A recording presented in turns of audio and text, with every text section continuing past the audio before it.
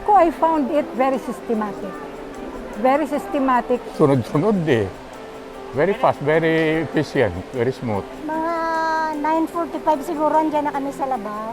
Mabilis man lang. Naugma ko sa edad ko gini, pag nagrarani ako sa government agency, pero negative ang dating sa kuya, digdi, smooth. Magayon paka-organize. As far as the system is concerned, I would say very, very good. Very, very good.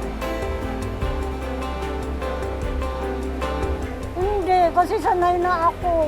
Pag nag-laboratory ako minsan sa high blood ko. Okay lang, parang may kagat ng, the usual, parang may kagat ng tanga. Pero ngunyan nga nagwe-weigh naman. Actually, dati kinakabahan ako.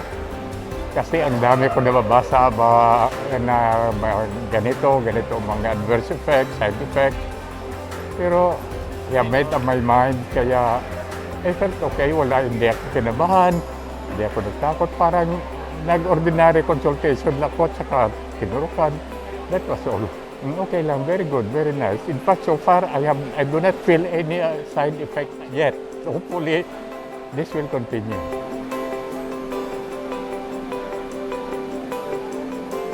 Si Ma'am Leni, bisto ko siya, bisto niya ko. Salamat na lang na nagkakaigo silang parte sa kaginhawaan ka na mga tao.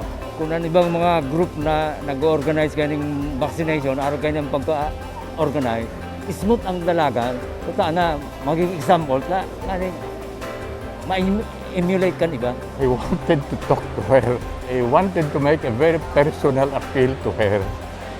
Since she has been doing very well, and this is one of the many things that she has done for our country, but I would like to beg her, please, Ma'am, save our country.